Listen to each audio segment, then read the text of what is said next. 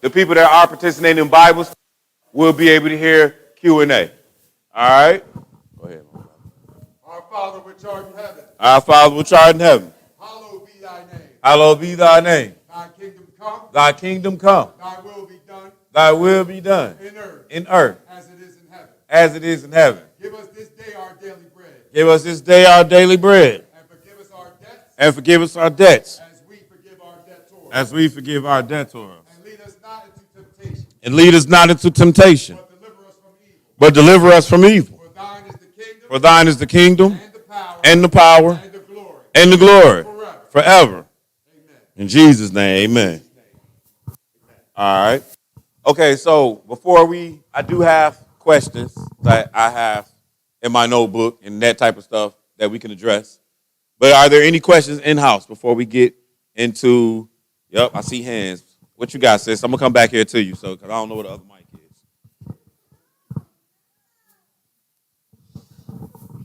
So my question is, speaking about cops earlier, so in PA or Philly, they have a scoop and run where the cops, if somebody gets shot or whatever, they'll scoop them in their car, take them to the hospital. They have a better chance of living. So in the Bible where it talks about, you lay down your life for a friend, does that count towards righteousness towards them for saving their life? Like, does that apply to these cops or even healthcare workers? She got a very good question, and really, the nature of her question is basically saying, look, so these people who are not trying to per se, they're not trying to serve God directly, but they're hazarding their lives for your betterment. So it's a couple of places I want to look at. So first, let's go to Romans, and I'm gonna show you something here. I think we're going to Romans. Chapter 2, I think. Let me make it ourselves a boast upon the Gentile. We're going to cheat, so I don't have to take all day. But I think it's Romans 2. We're going to see in a second.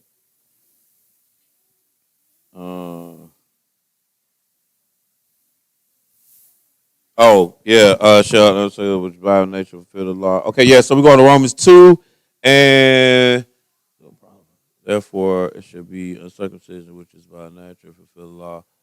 Okay, so let's start at Romans chapter 2 and around verse 17. Yeah, 2 and 7. No, let's start at Romans chapter 2 and verse 11. There we go, 2 and 11. So this is how we're going to answer the question. And the first place we're going to do is come here. So the question is, the sister works in healthcare. And what she's trying to understand is, like even with the police, and even in the healthcare field, these people hazard their lives. You know what I mean? And is God giving this some credit?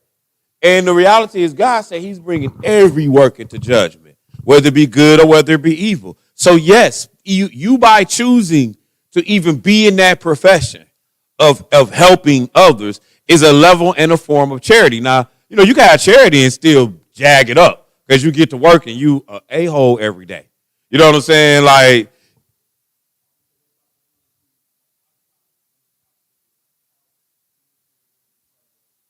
yeah, a little fraternal order. Yeah.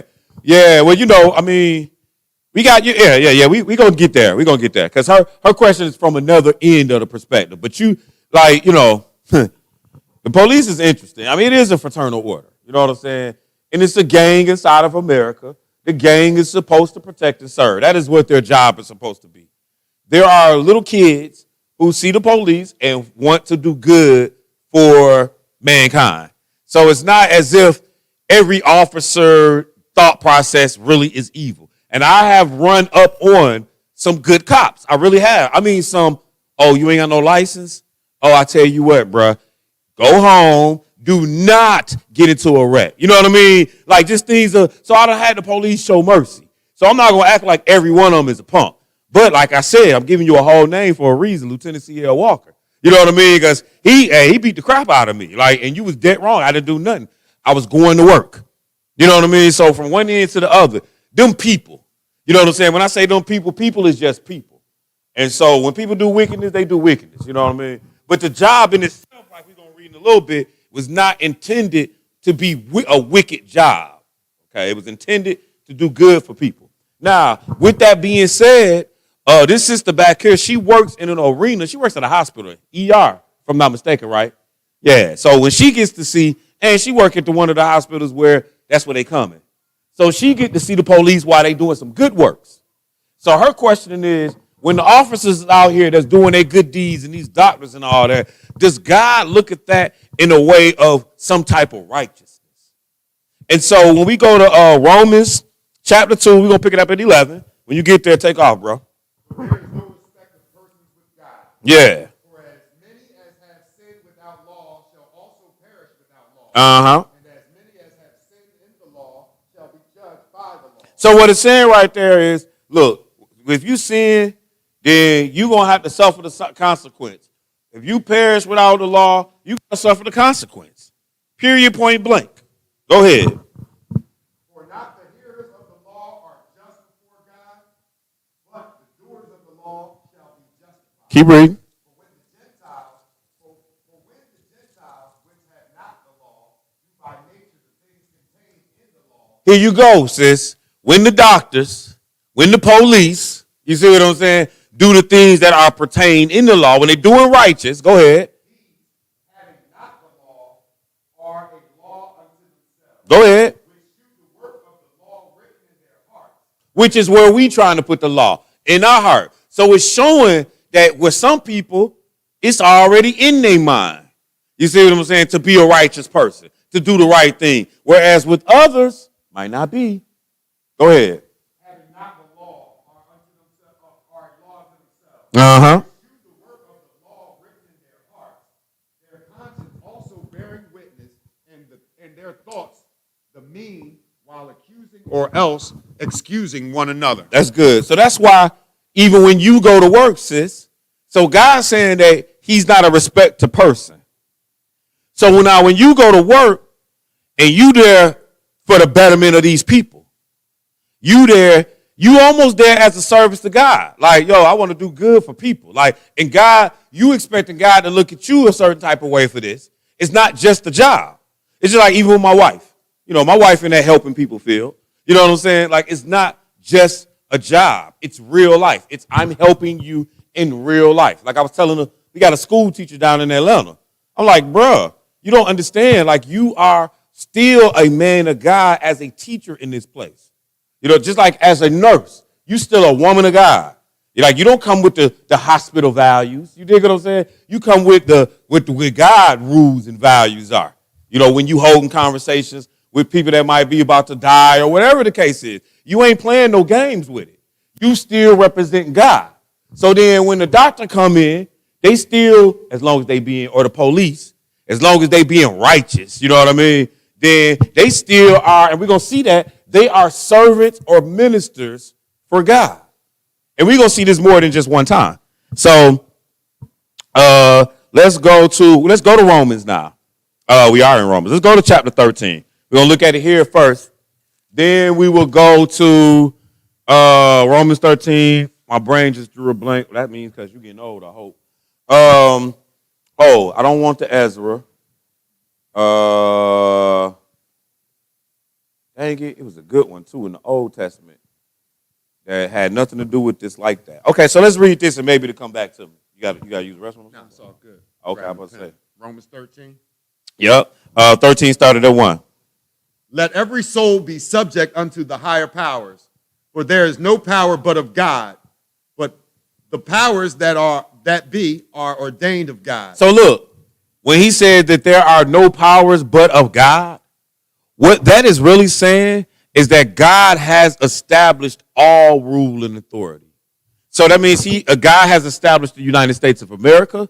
He's established, Britain and any place that exists. God established their authority. So when you're bucking the authority or the way it is, it's the way God made it to be. Meaning like how we got police in America, like in the police force. We need that. Like, okay, so they beating all the black people. We get mad at them. Imagine if we had no police. Like, just imagine you had no police. We probably wouldn't be in here today right now. Think about it. Because by this point, with no police, man, shoot. I probably wouldn't even be in the word if we ain't had no police. I ain't gonna lie to you. Because I wouldn't be able to get to the point where I got to the word. Because we ain't had no police. I was already wild with the police. I hate to see what I was without them. That's all I'm saying. So he's saying, let every soul be subject unto the higher power. For there is no power but of God. The powers that are ordained of God. Go ahead. Whosoever therefore resisteth the power, resisteth the ordinance of God. Right. So he said, if you're going to, you are resisting what God has established. Now, I know where the other one we was going. I'm glad it came back. So you're resisting what God has established. Now, does that mean when 3 officers just jag me out of nowhere and I'm resisting, you're resisting arrest like I'm resisting God? No.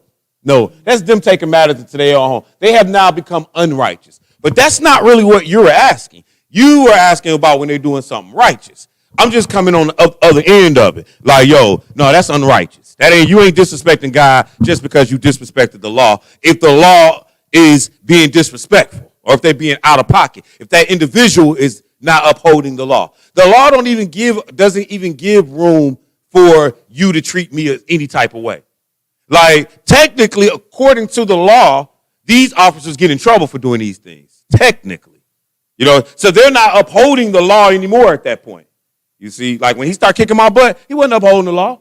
You know what I mean? Like, you was judge now. That's what you was. You was judge and executioner that night. Thank God that he was with me. Because I could have been a victim way back then. Never would have made it to the word. But keep reading. What verse? Middle 2. And they that resist shall receive to themselves damnation. Right. The damnation that you're going to receive is not damnation like you're going to go to hell. The damnation you're going to receive is that you're going to get the problem behind it. Keep reading. For rulers are not a terror to good work. Right. But to the evil. Wilt thou then not be afraid of the power?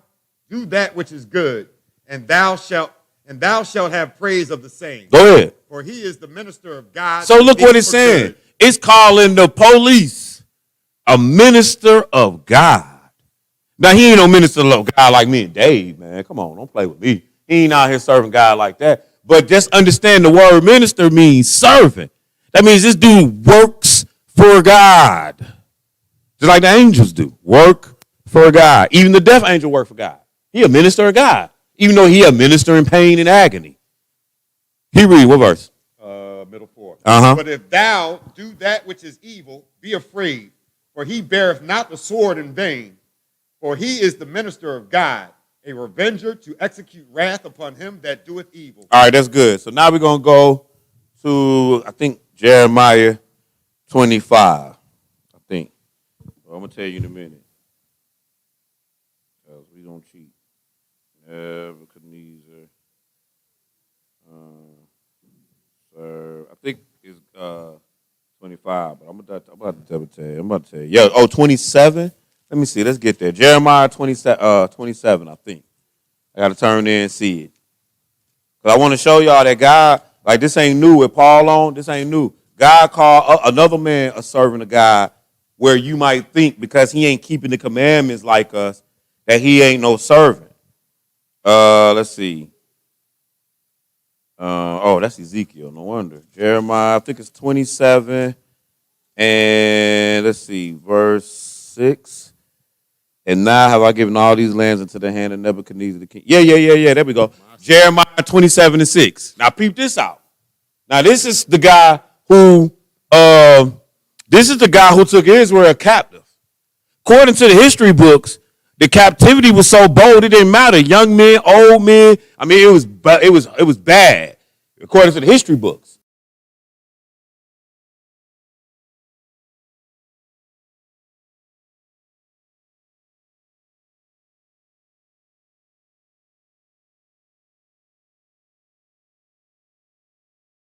Have I given him also to serve him. Go ahead. And all nations shall serve him, and his son, and his son's son, and until the very time of his land come. And then many nations and great kings shall serve themselves of him. Right. So, if you notice here, it's calling Nebuchadnezzar his servant. Why? Because he's doing his bidding. So at the end of the day, when you at work and you see the police and they coming in bringing a body, like you said, the snatch and go, they grabbed him and brought him in real quick. You know what I'm saying? Or even when you see them resuscitating, or when you at work and doing something, it's all a service for God. Amen. You know what I mean? So that's why I respect y'all hospital workers, and y'all be out there on the grind. Because if something happened to me today, right now, or if I would have woke up this morning thinking I had a heart attack, when I went to the hospital, I would not expect them to say close for the Sabbath. You dig what I'm saying? Like I'm gonna expect them to be open, and I'm gonna be highly upset if they not on the Lord's Sabbath day. You say on the Lord's Sabbath day? Oh, come on, JD. Like they ain't got to work. No, y'all ain't got to be doctors on the Lord's Sabbath day per individual. But let's go see what this book say though. Let's go to the New Testament, Matthew. I think we're going to chapter 12. So no, they are working for God. Definitely. That Matthew chapter 12. And let's pick this up. And we're not going to read everything here, but we're going to start it from 9 to 13. Matthew chapter 12, verse 9 through 13. So this is what the Lord say about today, the Lord's Sabbath day, the day that the Lord said that you actually supposed to go to church on. People done lied to us, told us we go to church on Sunday morning. Like that's crazy. Ain't nowhere in the Bible. All y'all bring a Bible to church, ain't reading it. That's what that's about. But at any rate, Matthew chapter 9, bro, when you get that, take off. And when he was departed thence, he went into their synagogue, and behold, there was a man which had his hand withered. And they asked him, saying, is it lawful to heal on the Sabbath days? That they might accuse him. Go ahead. And he said unto them, what man shall there be among you that shall have one sheep, and if it fall into a pit on the Sabbath day, will he not lay hold on it and lift it out? Hey, let me explain something to y'all about the sheep. You know what he was good for? Food. That's all they was going to do with that sheep. He wasn't no pet. They was going to let him grow up. They was going to shear his fur. That might be the other thing he was good for linen. But other than that, they were going to shear him and eat him when it was all said and done. So it's saying if your food on the Sabbath day fall into a pit, I bet you get it out. Like you're right. You're going to have compassion toward that beast. But go ahead. How much then is a man better than a sheep? Yeah. Wherefore it is lawful to do well on the Sabbath days. Then saith he to the man, stretch forth thine hand. And he stretched it forth, and it was restored whole. All right, and jump up to verse 5. I want you to read that one too. Go ahead. Or have ye not read in the law how that on the Sabbath days the priests in the temple profane the Sabbath and are blameless? Right, so we looking at two spots where, sometimes some stuff is as warranted on the Sabbath as church itself. You know what I mean? If today was the day, I think you was there, maybe, but we circumcised Danny on the Sabbath day. Somebody was there that came to church. You was there? Yeah, that's what I thought. Yeah, so, you know what I mean? So the Jewish dude worked. They came through and did it. That was a job. Matter of fact, he got paid. If I'm not mistaken, we had to pay him money for that. Which now, I should have, did we record it? Because I don't want to pay nobody else. I don't even remember him giving anesthesia. That's crazy. But at any rate, though, you know what I'm saying? Like, I just thought about that. But I'm just saying, at any rate, it's good to do good on the Lord's Sabbath day. And when those men are out there hazarding their lives for the sake of others, like that's to their credit with God, just like it is to your credit with God. So hopefully that helped answer that question. What's that? Saved my life. Yeah, that's what's up. Threw me in the car. Yeah, saved mine.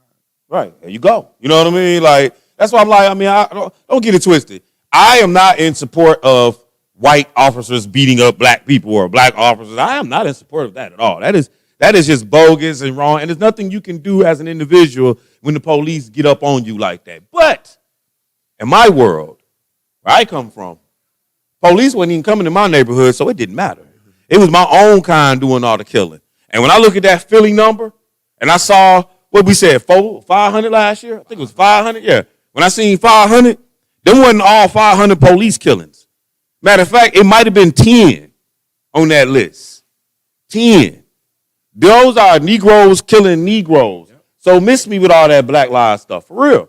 Like, you know what I'm saying? And I'm not trying to say I want the police hurting me. What I'm saying is, give me some Black Lives Matter give me some Black Lives Matter out there on Kensington where I just seen some more murders this weekend. You dig what I'm saying? Like, give me some Black Lives Matter. Do some marching down there, and then it means something to me. You know what I'm saying? But stop sitting here acting like these same police ain't been kicking your butt since they became the police. You know what I mean? Like you know, they talking right now, police kicking your butt. I'm like, yeah, I remember that song, Cricket Officer, Mr. Officer. You know what I'm saying? Like, I remember that song. Why? They was kicking our butts. That song almost 30 years old now, though. I'm saying the story ain't gonna change. Never will. Yeah. I remember We Ain't Gonna Let Nobody Turn Me Around, right? That's an old freedom song. They used to sing it on the Martin Luther King TV show or whatever, right? You know what else they were saying then? They were screaming because they was getting banged out by the water hoses and the dogs all the way back in the 60s. It ain't finna change. But the one thing that bothers me is that in my own community, I got to worry about my own kind doing all the killing. We can keep the police from over here. Real talk, they don't even want to be on my block.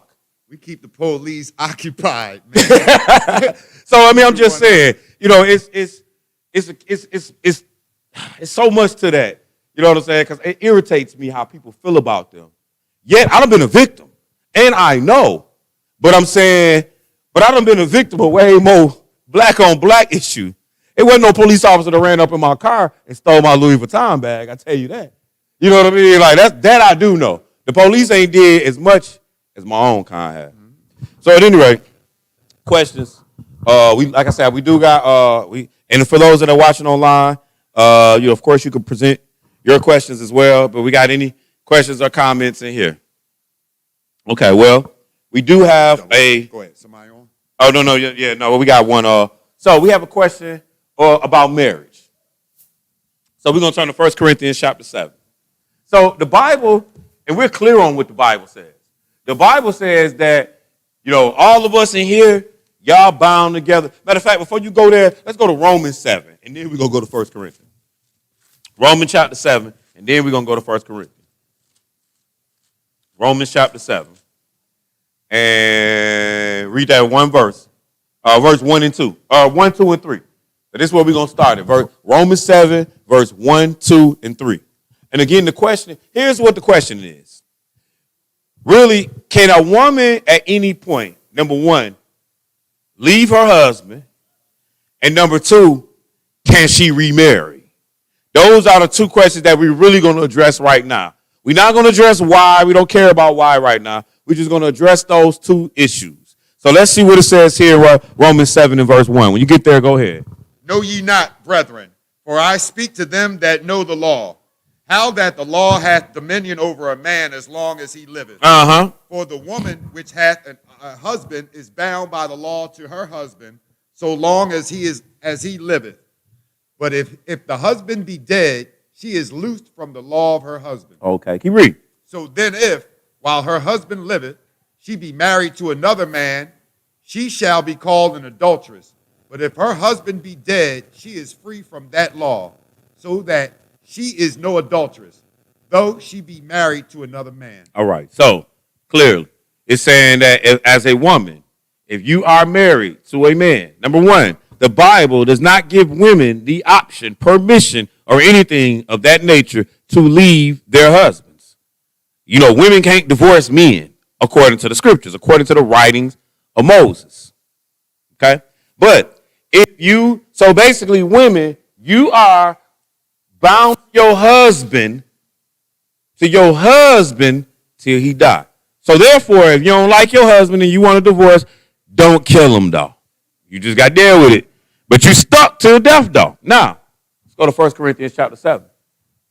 So Raquel and Sharice and Shanita, y'all stuck. You know what I mean? You stuck. No matter if he brushes his teeth in the morning or not. If he stopped wiping his butt, you still stuck. You know what I mean? So that's what it is so far that we got. Now, that's nasty, ain't it, right? Data Tyson, man. I love this girl. 1 Corinthians chapter 7, yeah? 1 Corinthians chapter 7. So now we're going to get a little more, because what we do know is that in our society, it has allowed for men and both women to divorce their husband and or wives. Like they say, it could just be for as simple as reconcilable differences. Okay? Now, let's see what the book say, though. So let's go to 1 Corinthians chapter 7. Let's pick it up at verse 1. Go ahead and read. Now concerning the things whereof ye wrote unto me, it is good for a man not to touch a woman. Nevertheless, to avoid fornication, let every man have his own wife. So he's saying, look, it's good that a man don't even deal with no woman. Because, see, when a man start dealing with a woman, and this is Paul talking, but now he got to wine and dine her. You know what I'm saying? He got to start doing for her, straight up. Like, you can't be no man, and you ain't going to keep no woman if you want to take her out to eat at least once, man. I ain't never known a relationship that people marry, and they ain't go out on, like, one day. You got to do something. But he says, now, go ahead, keep reading, though. And let every woman have her own husband. Right, he's saying, but at the end of the day, you know, you need to, a woman needs to have her own husband and vice versa. Go ahead. Let the husband render unto the wife due benevolence. So he giving the rules to marriages. He like, look, man, the husband and the wife, y'all don't need to be holding out. That's what he about to talk. Y'all don't need to be holding out. Because if you're going to hold out on a man, then you're going to get mad at the man because you done held out for 6 months and now he cheating on you. Like, you created that environment. Like, he wanted it. You was acting funny. Same as her. You know what I'm saying? Like she's sitting here, you know, like, baby, you got to give me an extra minute or two, please. You know, she begging you for it. And every night you rolling over like, no, I'm good. I'm good. I got a headache. So then next thing you know, you want to figure out why she trying to get satisfied. It's because you weren't doing your job.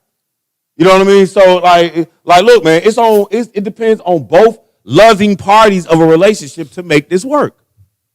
All right? So he said, defraud ye not one another. Oh, I don't know if we read that. Where was you at? We can go back to start 3 over again. All right, that'll work then. Let the husband render unto the wife due benevolence. Yeah. And likewise also the wife unto the husband. Right. The wife hath not power of her own body, but the husband. Go ahead. And likewise also the husband hath not power of his own body, but the wife. Right. Defraud ye not one the other, except it be with consent for a time. Why is that? That ye may give yourselves to fasting and prayer and come together again, that Satan tempt you not for your incontinency. Yeah, so basically in so many words, men and women in a relationship, y'all need to figure out how y'all going to do this, what y'all schedule or life going to be or randomness or whatever. But whatever it is, y'all need to both enjoy the setup. Like, you know, make it to where it's something that y'all can both work with. You know what I'm saying? And if he want 7 days and she want 5, then y'all might have to meet at the 6. You know what I mean? Like, we ain't gonna, you know, like it's a little compromise. Y'all together for a reason. You know what I'm saying? This ain't no random. It ain't like we randomly drew numbers like, here, David, Mary, you know, why don't you get married to Martha? Like, no, it wasn't like that. All right, but let's jump more into what we're looking for. Because, again, we're looking about marriage and can you get a divorce, men and women, how, when, why. Now, so far, the Bible says 0. So far. 1 Corinthians chapter 7, read verse 12. Start at 12. No, 10. And unto the married I command, yet not I, but the Lord, let not the wife depart from her husband. So women are not to depart. Go ahead. But, and if she depart, let her... What if she do? So what it's saying is you can't control people. If she leave you, what? Let her remain unmarried. So then if she leave, she ain't supposed to get remarried. Go ahead. Or be reconciled to her husband. Or you need to get this stuff straight. This is the rule for a woman. Go ahead. And let not the husband put away his wife. But to the rest speak I, not the Lord. If any brother hath a wife that believeth not, and she be pleased to dwell with him, let him not put her away.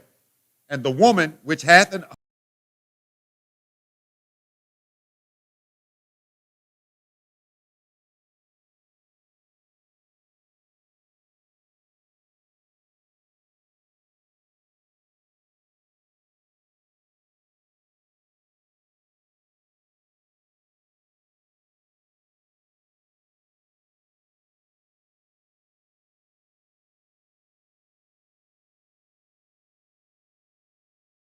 depart, let them depart.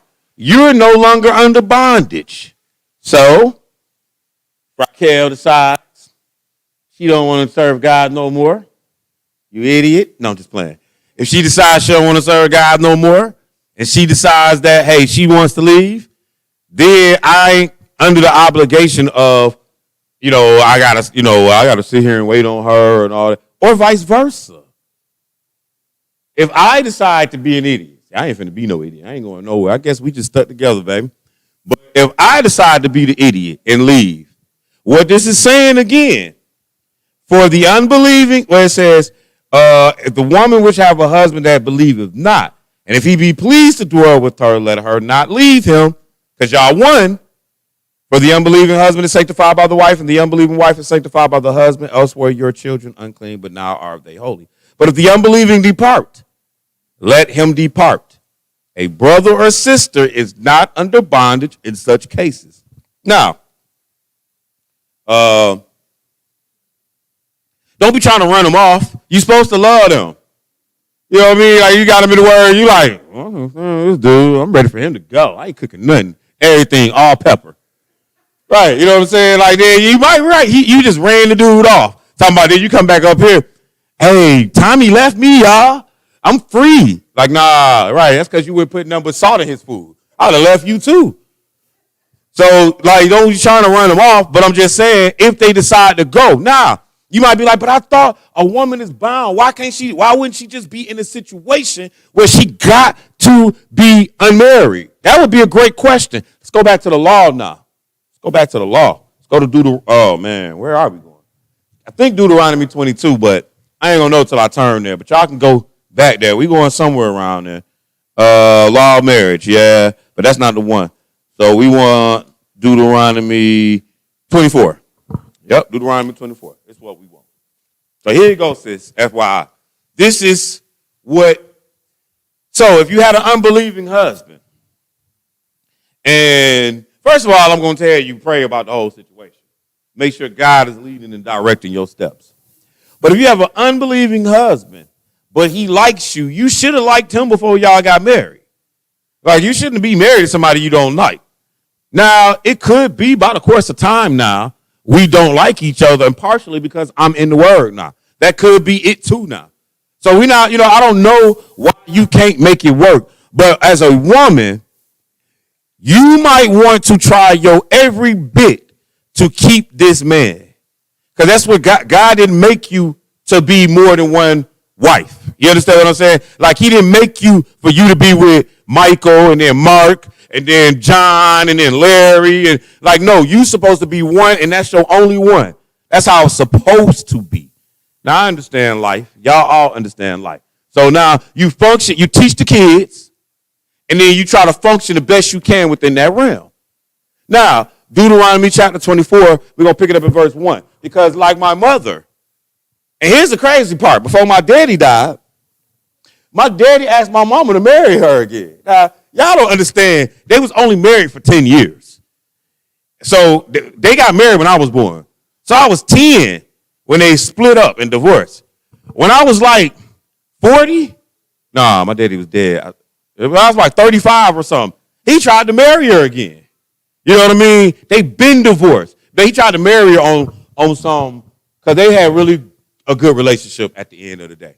When my daddy died, come think about it, my mama was right there. That's what's up. That's what's up. I ain't even really, it just dawned on me now. You know what I'm saying? But she was right there. You know what I'm saying? Whereas everybody else had left the house. But he wanted to marry my mother again because he wanted my mom to get these military benefits. You know what I'm saying? Like, yo, you deserve them, not the other chick. Because my dad had got a divorce from my mom and then married some crazy woman. And then she was crazy. That's the only, because I couldn't tell my daddy don't divorce her. Usually I'd be like, no, daddy, you can't leave him. Yo, this chick was crazy. That's how we ain't even going to go into the details. So then anyway, they divorced. And so now he's like, well, I want you to get the benefits to my mother. And, she just didn't do it. She was like, nah, we ain't been married. I mean, I'm not going to marry you again. It's cool. I don't need nothing from you. I'm going to take care of you. I'm not doing this for something. You know what I mean? Or I'm doing this for us, me, my brother, her. You know what I mean? And my dad, so he can have a last good month, because he did. Best as you can ask for. So Deuteronomy 24, pick it up in verse 1. When a man hath taken a wife and married her, right, and it come to pass that she find no favor in his eyes, because he hath found some uncleanness in her, then let him write her a bill of divorcement and give it to her hand, and give it in her hand, and send her out of his house. So now we see divorce does exist. So women, what happens if this man divorces you? Go ahead. And when she is departed out of his house, she may go and be another man's wife. Man, this the law, man. I didn't write this. So if a man gives you a bill of divorcement, read that again, because I didn't say this. This ain't mine. I don't even want to say it. Go ahead. I'm going to start back at verse 1. Well, that's do what you got to do. When a man has taken a wife and married her, and it come to pass that she find no favor in his eyes because he had found some uncleanness in her, then let him write her a bill of divorcement and give it in her hand and send her out of his house. Go ahead. And when she is departed out of his house, she may go and be another man's wife. So, like, that's to answer the question. There it is. Like, I mean, I know. Like Jesus said, divorce was never so from the beginning. That's not what we're talking about. We're talking about when the unbelieving, they make those moves. They divorce. So since they do that, then where does that leave us? That's the question. Keep going. And if the latter husband hate her and write her a bill of divorcement. So something probably wrong with this girl if you done went through 2 husbands and both of them hate you and write you divorces. But still and all, maybe not. Maybe she just pick them bad. Go ahead. And give it in her hand. Yeah. And send it her out of his house. Or if the latter husband die, right, which took her to be his wife, her former husband, which sent her away, may not take her again to be his wife. After that, she is defiled. So if I, like an idiot, divorce Raquel, give her bill of divorcement, then she goes back and gets married. Then the next guy says, yeah, I'm an idiot for marrying you. And then she try to come back to me. I can't take her back. Biblically now. Biblically. So that might have been why my mom said no. That might have very well been why. I never asked her because she played it out there like, nah, I'm good. But, in the back of her mind, because it was a come up, really. Like, if you think about it, yeah, you good, but you could go ahead and sign that paper. This ain't nothing. It's no way you got to sleep with him again. He ain't sleeping like that no more. You know what I'm saying? Like, the only sleeping he doing is with tubes all around him. Like, he's about to die. You know what I mean? Like, this was like 2 months left, so he still was moving around. But he wasn't finna try all that. He would have just been happy for her to have said, yeah, to be honest. But I think she may have known, like, I done been divorced already. I can't do this. She know what's in the book. My mother does. I just don't know if that crossed her mind or not. But it said that you can't do that. You can't double back like that, women. Go ahead. For that is an abomination before the Lord. And thou shalt not cause the land to sin, which the Lord thy God giveth thee for an inheritance. Right. So let's go to the New Testament. We're going to look at one more in the New Testament on this subject matter, and then we're going to go to our online. We got quite a few. We got a couple questions here. So let's go to Matthew. I don't know where. I'm going to tell you in a minute, though. Thou shalt not commit adultery. I say that whosoever looketh on a woman, that's not the one we want. If thy right hand, I said whosoever should put away his wife and let him get her. I say, okay, yeah. So let's go to Matthew 5:31. I like it from here. I like everything he's saying in Matthew 5. Because Matthew 5, he was grabbing the commandment and then telling you what you could do with your commandments. Straight up. The same ones he gave, though. Because he's going to tell you, as been said of old time, thou shalt not kill. He said, no, I'm going to take it one level further. Don't be angry with your brother without a cause, so on and so forth. Excuse me. So, I hope it's mine. It don't matter. So, that's what Jesus took the commandments to another level here. So now we're about to look at this divorce. Matthew 5:31. When you get there, go ahead. It hath been said, whosoever shall put away his wife, let him give her a writing of divorcement. But I say unto you, that whosoever shall put away his wife, saving for the cause of fornication, causeth her to commit adultery. And whosoever shall marry her that is divorced committeth adultery. So, I mean, we talking about like if she went, like when it say somebody who, if you put your wife away and somebody else marry her, that's not going to be adultery. You give her a divorcement. But, because like, especially if you a non-believer, that's the only person that's doing that. Because you set her free. That's what you did. So she was free to be with somebody else. But as a man, you're not supposed to put your wife away. You're not supposed to set her free. You're not supposed to divorce her unless she has committed adultery. Forget what he said to Moses. Moses like, for any uncleanliness. That's the uncleanliness right there. Adultery. That's the only reason why you're supposed to be putting otherwise this is supposed to be a permanent move. So at the end of the day though, sis, I'm hoping that this helped clear the air a little bit on, do I have to, like my mom asked the same question, do I have to get back with my ex-husband? You know what I'm saying? Or not? And I'm going to say this much. If there has been divorce, you don't have to. If he's unbelieving and he's been a divorce, you don't have to. Now, if y'all just going through some issues, work them out. Try to figure it out. Try to save him. You're supposed to love him. So hopefully that brings some clarity to that. Let's go online. Deuteronomy 23:2. Is the word bastard, you can turn there. Is the word bastard defined as man says a child born out of wedlock? Or is bastard one defined by God in Hebrews 12:8, a person that is not a child of God? That's interesting that you asked that. Deuteronomy 23:2. We're going to read this first. Go ahead. A bastard shall not enter into the congregation of the Lord. Nah, when they say a bastard right here, we talking about a fatherless child should not enter, because that's wrong. Like, how you ain't got no daddy? Now, we ain't talking about your daddy died. We talking about, you was doing something you ain't had no business doing, and you slept with somebody you ain't had no business sleeping with, and you produced a child from that. And that happened back then, too. Like, Solomon had to make a decision about 2 women under these circumstances. Because they ain't had no man. It was just these 2 women, and both of them had a baby. And one of them baby died, and the other one was trying to steal the baby. So the point that we getting to is, no, when it say bastard, it's saying that you had a child out of wedlock.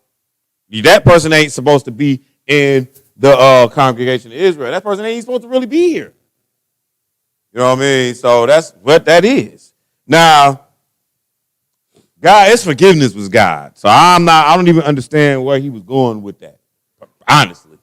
When you outside the congregation, I don't know what that means you got to do, but, where you got to be or whatever. But at the end of the day, that's what that is. Now, let's go over here to Hebrews 12:8, because this form of bastard might not be on the same line.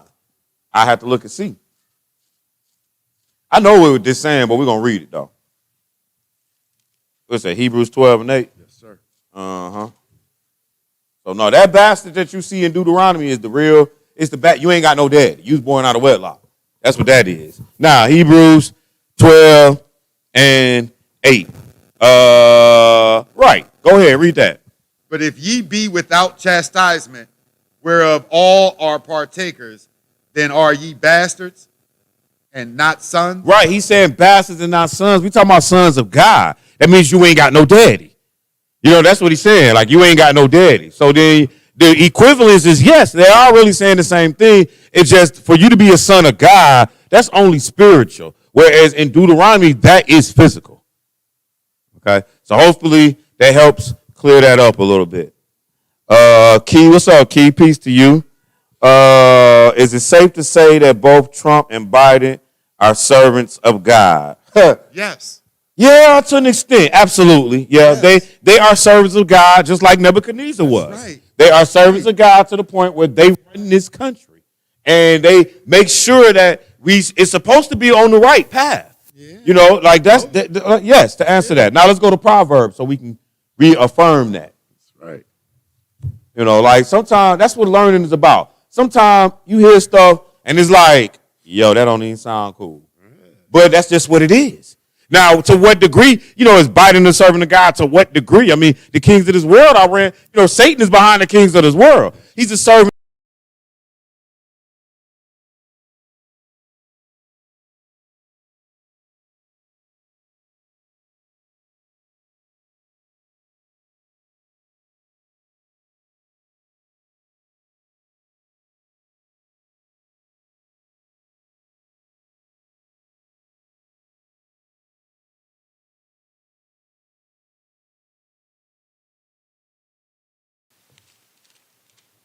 The king's heart is in the hand of the Lord, as the rivers of water. He turneth it whithersoever he will. That's the answer right there. The king's heart is in the hands of the Lord. So he controlling it. So under those under the same validity that we call a Nebuchadnezzar a servant, yes, we would say servant. Yes, we would say Xerxes was a servant. We would say, all these kings and presidents, they serve God. That meaning they're serving his purpose. Serving. God's the ultimate puppet master. Right. Because, now all of a sudden it get dirty because you're like, so the Pope is his servant too? Like, no, it's showing you deliberately that the Pope is Satan's servant. Hey, Satan is behind all the kings of the earth, including Nebuchadnezzar. You know what I'm saying? So we're not saying that, oh yeah, Nebuchadnezzar is a servant of God, get up at the first resurrection. Or Biden is a servant of God, get up at the first resurrection. No, we ain't saying that. What we saying is they are serving God like the police are serving God. Positions need to be held where we live, that for order to be established. God is not a God of confusion. He's a God of order. So because it needs to be order, he has established this dominion the way it is, this kingdom the way it is. So yeah, they're his servants to that capacity, not to the capacity that they serving God like you and me trying to keep the commandments of God. Go ahead, bro. Uh-huh. Like even in court, like when they put their hand on that. Yeah. I heard it's not a Bible. Yeah, I heard it wasn't a Bible they use. Like, Did you see that book that Biden had? I don't know. I was just about to say, I'm going to look into that because I want to know. And I usually be. Now, I heard in court it wasn't as well. And the funny thing about it is, so I had to go to court one time, deal with some issues, make a real plea, all that kind of stuff, right? And I was in the Word, and I was like, look, I don't swear. I don't care what book you put in front of me. I'm not, and they was like, well, it's not a Bible. That's what they're saying. They was like, it's supposed to be a Bible, it's not a Bible. I said, it doesn't matter. I'm not going to swear. I'll tell the truth, and I'll tell that to the judge, that I will tell the truth. So that's what ended up happening. Yeah. Right. But here's the catch. The reason why they do that is because now if you lie in court after you said you wouldn't lie, now they have right to put a charge on you based off of their law, which is cool. I respect it. But no, you're right. I don't know what the president hit, but when you go to the courtroom, I was told in the courtroom that I was in that particular day, it's not a Bible. Right, you know what I mean? But at the end of the day, when I go to court, look, I'm going to say, look, the book say let your yea be yea and your nay be yea. So I would tell the judge, my yes will mean yes and my no will mean no. But I am not going to swear by nothing on this. Matter of fact, while we on that, let's go to Matthew 5 real quick. You'll see why I ain't swearing about nothing. I don't care what and definitely not no fake book. It ain't even a real one.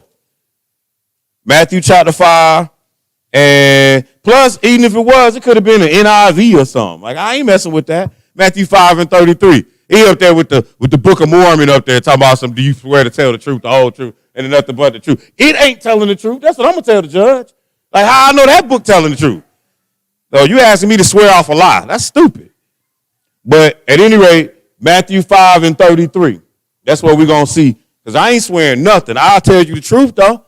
And I'm going to stand on that. To any judge in America. I don't care who you are.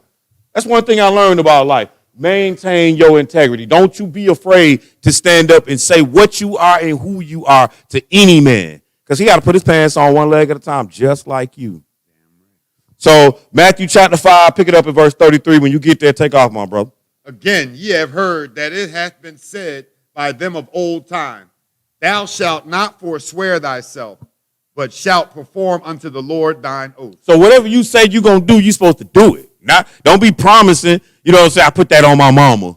You know what I'm saying? Like, no, it's yes or no. You're going to do it or not. Keep going. But I say unto you, swear not at all, neither by heaven, for it is God's throne. Right.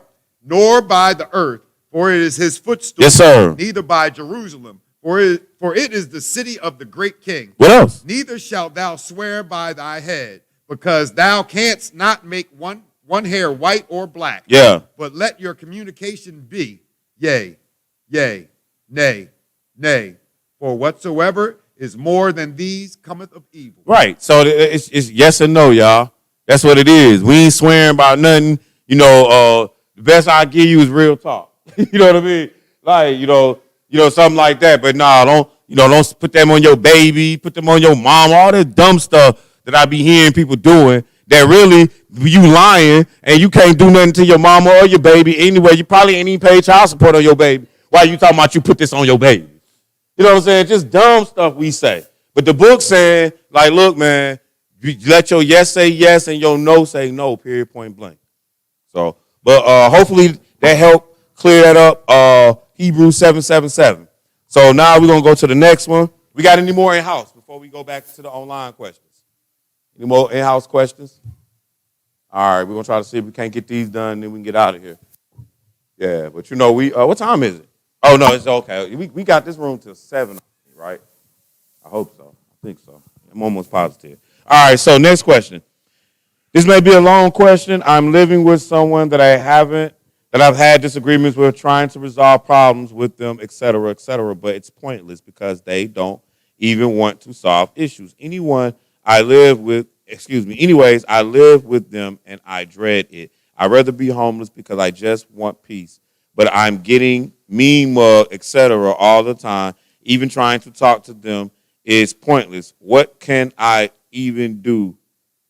Just ignore them even though they're supposed to be a sister. They're not my wife. Thank you. Yeah, I was getting confused. Okay, so. Say, did my thoughts write you a letter? Yeah, that's funny. So somebody said a number of courts don't use the Bible and ask if you solemnly affirm. That's what somebody commented behind all that. Yeah, but I still don't know about the presidents. But if the courts ain't using it, I doubt if he is either. But that's what I didn't even check out what Biden had.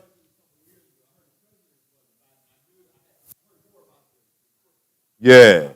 Yes. Right. See, I didn't know. Meaning, I really didn't care. You know what I mean? Not saying that you shouldn't or should. I'm just saying I didn't care. But only because, like I said, I've been to court and you told me there ain't no Bible. So anytime you sitting here talking about do one of these numbers, what's the point? Yeah, you know what I mean? So now that the president doing it, I ain't studied. But yeah, but I am now though. Gonna check into it. Now as far as only man. Oh, ain't no what? That's a Bible? Yeah, the necro something or other. Yeah, that's the devil word.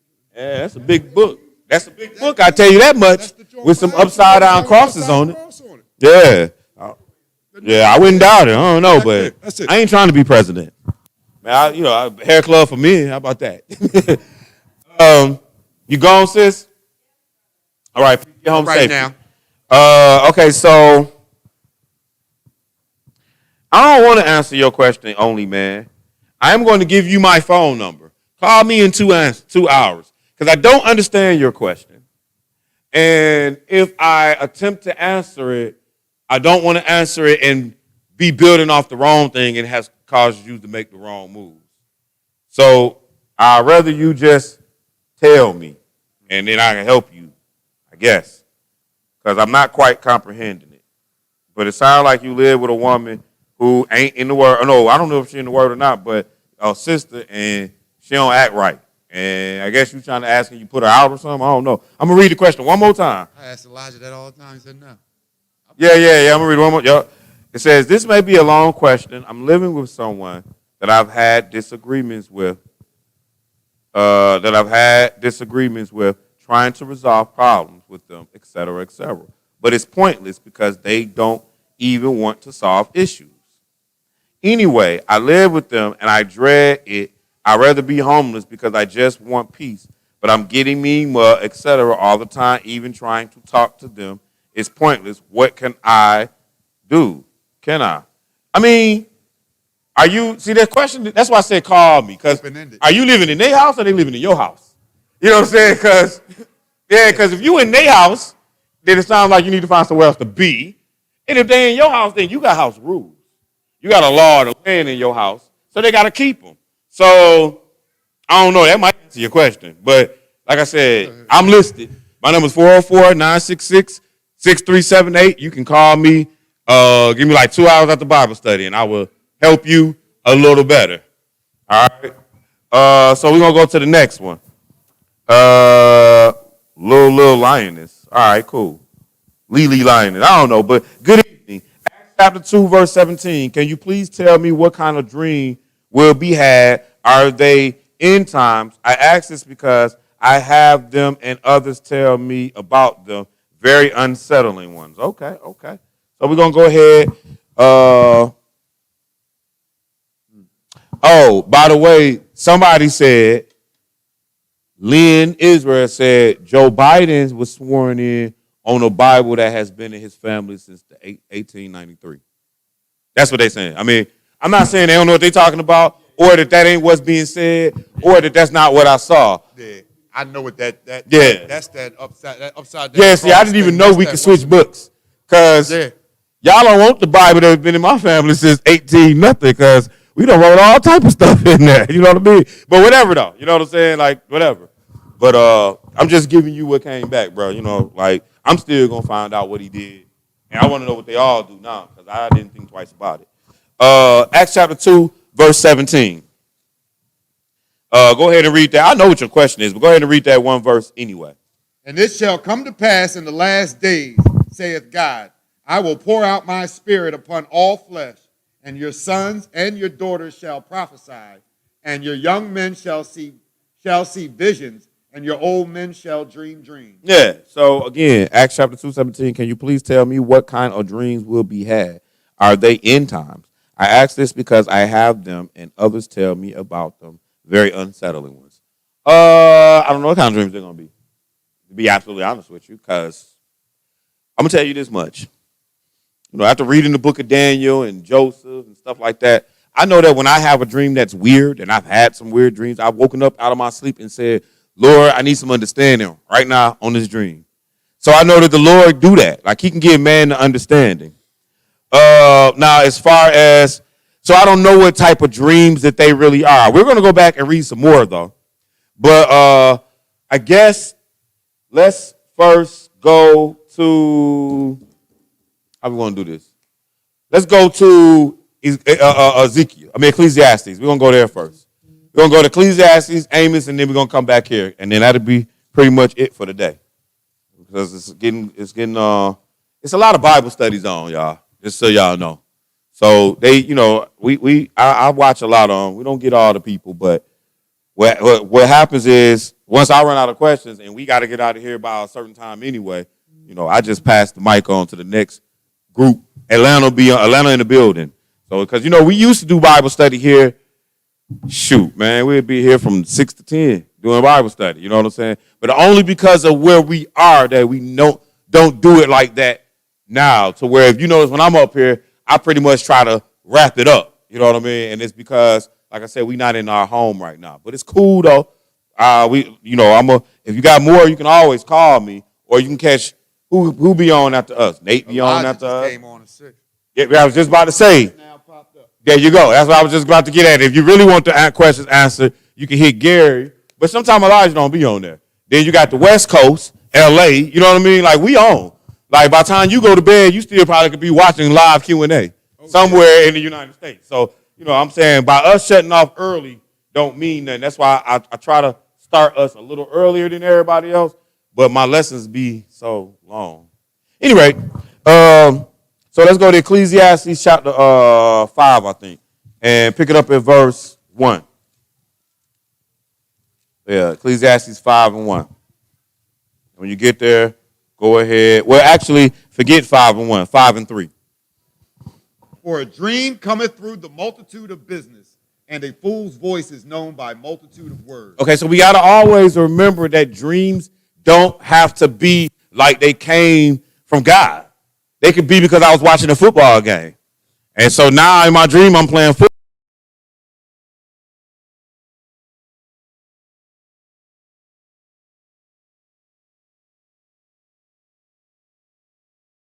And we went at it. You know what I'm saying? Like, so through the multitude of things and the multitude of businesses, they create dreams that you don't know, that you might need help with. But it didn't say that there. Let's go to Joel now. Joel chapter 2.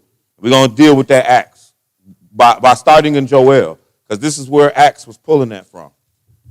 We're going to Joel chapter 2. Or is it chapter 3? No, chapter 2. Yeah, there you go. Joel chapter 2.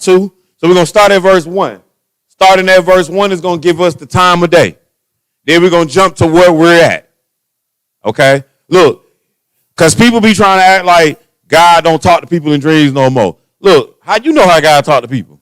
Or people ain't going to prophesy no more. Look, we prophesying now. Now, it's a rule to all of that, though. And I'm going to tell you the rule after we're done with this. We're going to go to Deuteronomy. Then we're going to go back to Acts, and that'll be the end of it. You know what I'm saying? But stop trying to take the power away from God. Y'all don't know what God on. All I know is that we need to keep the commandments. I'm serious. But pick it up at Joel 2 and 1. And we're going to jump through here. We're not going to read all of this. Blow ye the trumpet in Zion, and sound the alarm in my holy mountain. Let all the inhabitants of the land tremble, for the day of the Lord cometh, for it is nigh at hand. So look what we're talking about. We're talking about the day of the Lord. So we at the end right here. Now, as we jump to verse 28, this is what's supposed to happen in the end. So we're going to stay in Joel 2 and start at 25. Let's do it that way.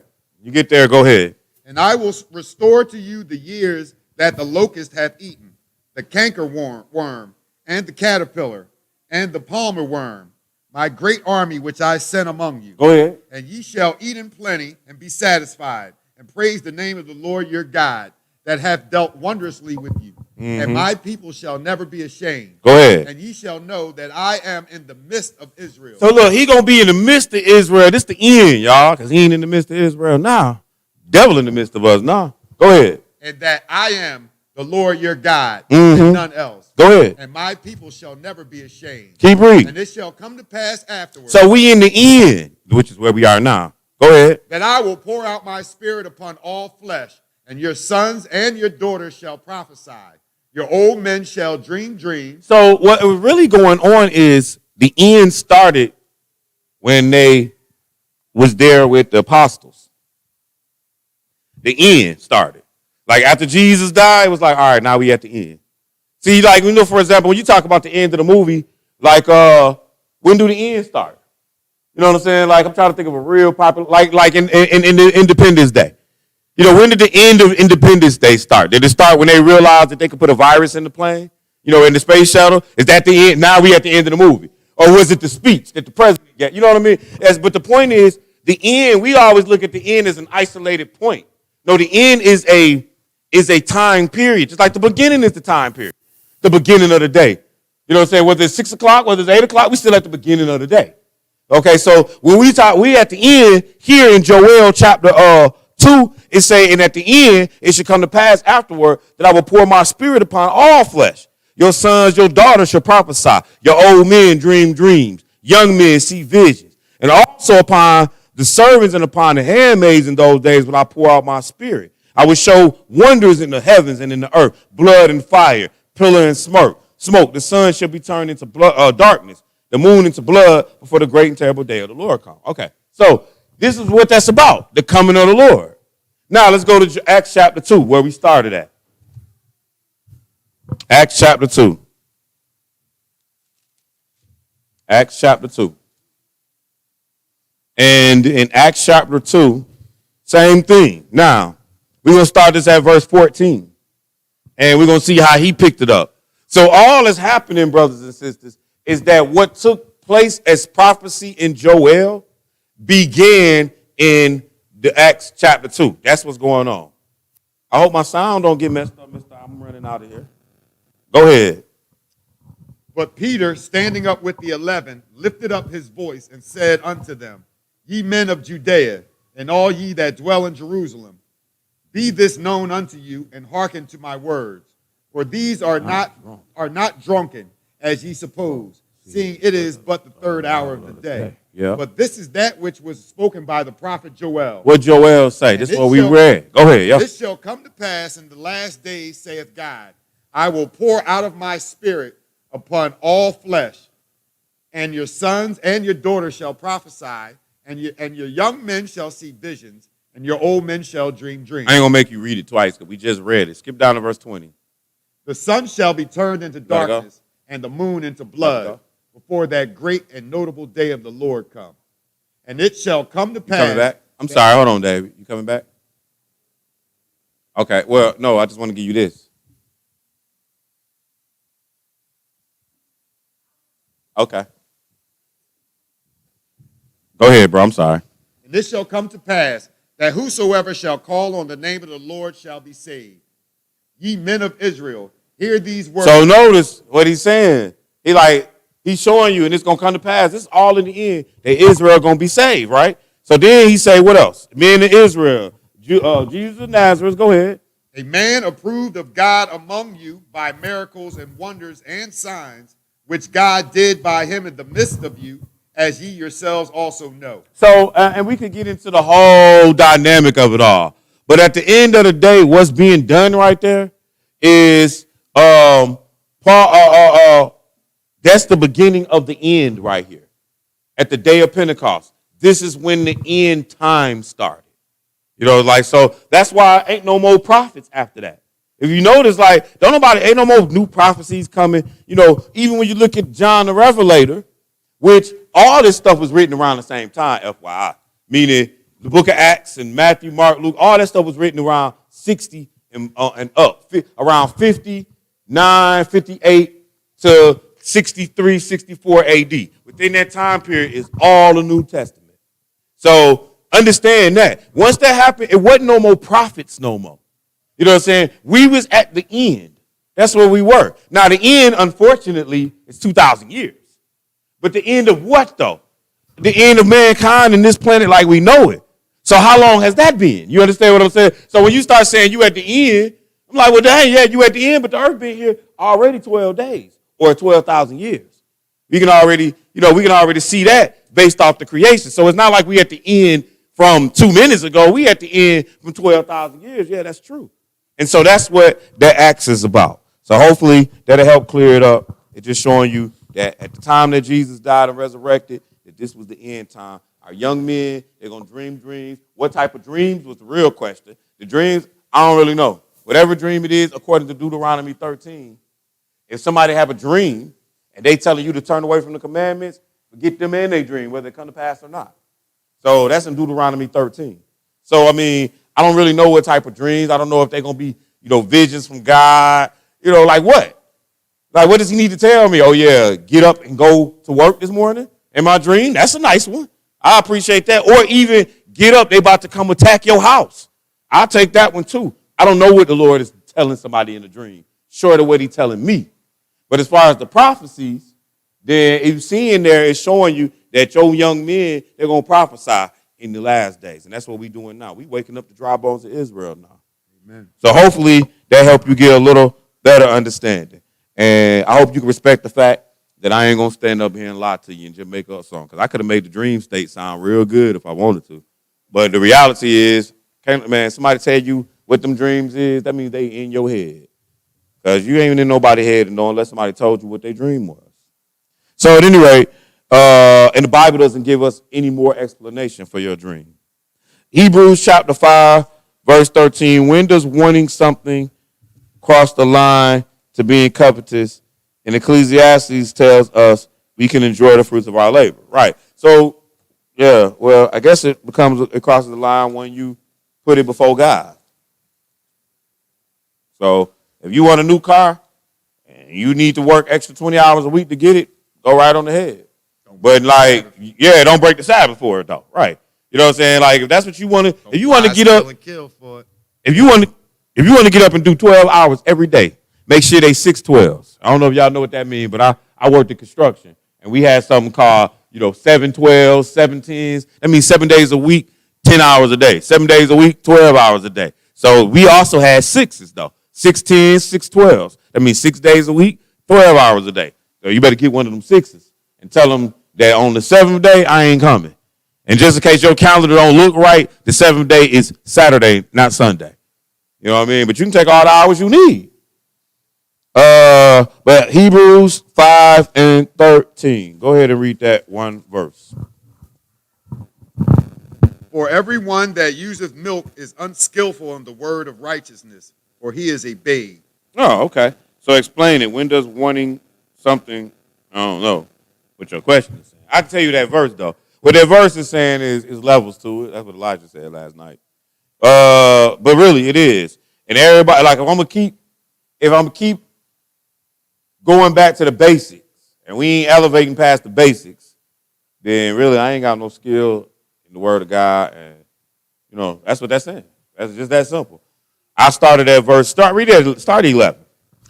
Of whom we have many things to say, and hard to be but uttered, seeing ye are dull of hearing. For when for the time ye ought to be teachers, ye have need that one teach you again, which be the first principles of the oracles of God. So notice that it's showing you like you mean to tell me you're supposed to be teaching now, but you still need the first principles of the oracle of God. Like you don't know the basic commandments now. That's what he's saying. Go ahead. And are become such as have need of milk and not of strong meat. Right. So I'll give you an easy example. It's like we sitting up in here. You've been sitting up in here for 10 years, and we should be on some deep stuff, and we still dealing with the fact that you keep running off at the mouth. You know what I mean? Like, dude, you ain't learned in 10 years to shut your mouth yet? That's what he getting at. Go ahead. For everyone that useth milk is unskillful in the word of righteousness, for he is a babe. Yeah. But strong meat belongeth to them that are full age, even those who by reason of use have their senses exercised to discern both good and evil. And on another note, it's like, so you can't just give everybody everything. You know what I mean? Like, you bring somebody to church, that's why they don't like for you to bring them in on the feast, because y'all about to show them a party when we church first, party second. But you want to bring them in on the feast. You know what I mean? Like, that's like giving a baby some Hennessy. It ain't going to really be too good for them. You just wasting your Hennessy, really. So, that's pretty much what we're getting at on that. So, that should have been Hebrews 13:5. Huh. Okay, well, that might make a little more sense. Because I was just like, what the heck? Yeah. Hebrews 13:5 reads, let your conversation be without covetousness. Yeah, okay. And be content with such things as you have, for he have said, I will never leave thee nor forsake thee. So at what point does it become covetous? Same thing. When it's starting to be in the point where you can't take it off your mind. That car you want, and you just keep thinking about it all the time. Them sneakers you want, and that's all that's on your mind. That money you want, and when that's all that's on your mind, that's the problem. That's what the Lord say, where your heart is, that's where your treasures are, that's where your heart is. So that's when it's a problem. And you gotta check yourself on that.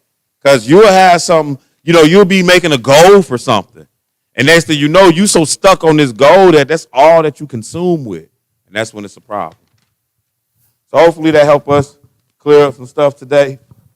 Like I said, if you need me personally, I am listed. I'm on Facebook. Obviously, I'm on YouTube, as well as I give out my number to the whole planet. I don't care. Call me. My wife do, so try not to call after 12, but I'm going to say it don't matter to me. Call when you need me. But other than that, though, we're going to go ahead and stay and face Jerusalem. Close it out, y'all.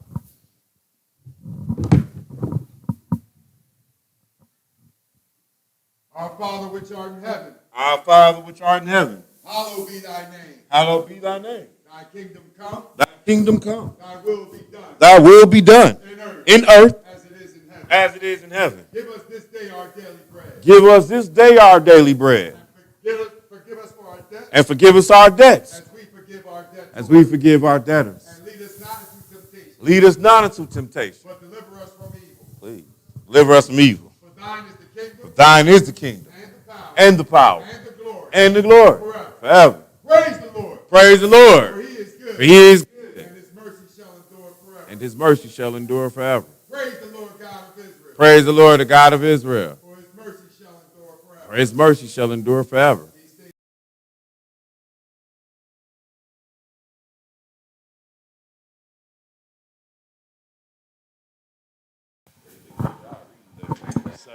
Praise God.